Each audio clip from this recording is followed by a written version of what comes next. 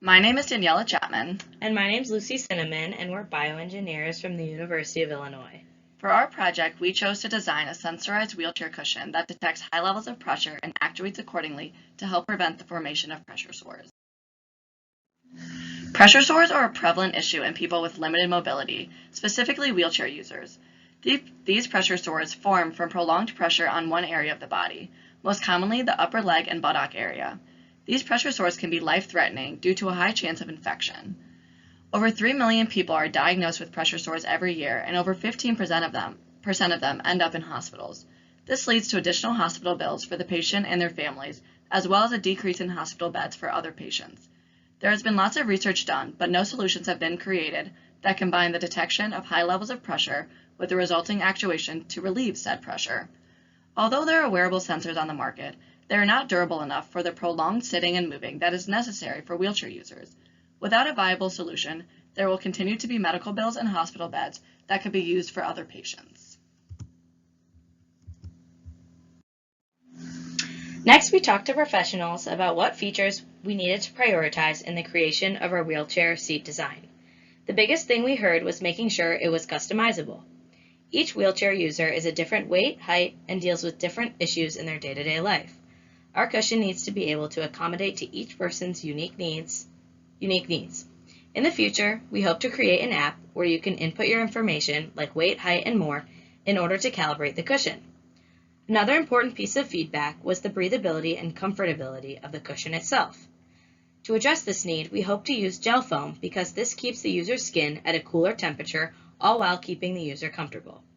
Rate of infection increases in hot and humid conditions, which is why we need to keep the user's skin cool and dry. One final important consideration was the affordability of our product. This is always considered when choosing the materials for our cushion, particularly when choosing sensors. We chose sensors that are affordable yet measure the pressure accurately and precisely. For our design, we chose to use FSR UX406 sensors. The figure on the left demonstrates the pressure testing done on 4 FSR UX406 sensors. Our goal is to mimic the movement of someone shifting their weight in a wheelchair and verify that the sensors could still distinguish the different levels of pressure. We used our hands in different formations to apply varying levels of pressure to the 4 sensors and used an Arduino to collect and graph the data. The figure on the right shows the results from our longevity and durability test of the sensors. We needed to make sure that the sensor would maintain its accuracy over time and various pressure shifts and overall user movement. To do so, we built a custom testing apparatus and put the sensor through 57,000 cycles at a rate of 7,200 cycles per hour, where a large wooden oval would spin and apply pressure to the sensor. As seen in the results, the sensor sustained no damage and maintained the same maximum pressure level throughout the cycles. When considering the bladders that inflate in our cushion, we had to consider what we wanted them to look like and the shape of them. We narrowed it down to 3 main designs: a rectangle, a triangle, and a torus. Rectangles were a good first option because they fit together easily and can form a grid. We also considered using triangles because although they fit together less easily than rectangles, we could use them to deflate more specific areas of the cushion because of their smaller area and unique shape. The last idea we had came from a clinician we talked to who told us about how patients use donut-shaped cushions to relieve pressure on their tailbones. After hearing this, we wondered if this could be implemented into our cushion by using many small tori instead of one large one. After designing all of these shapes using 3D software, printing them out, and inflating them, we saw that the torus kept its shape the most. Also, an array of inflated tori would keep a wheelchair user more balanced than an array of inflated rectangles or triangles. To make and print these bladders out, we obtained help from our colleagues over at the Kim Lab on campus.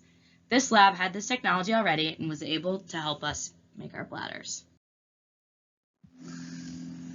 For the bladder layout, we chose a 3x3 design that we believe will provide the user with the most comfort and balance, as well as the most accurate pressure sore prevention.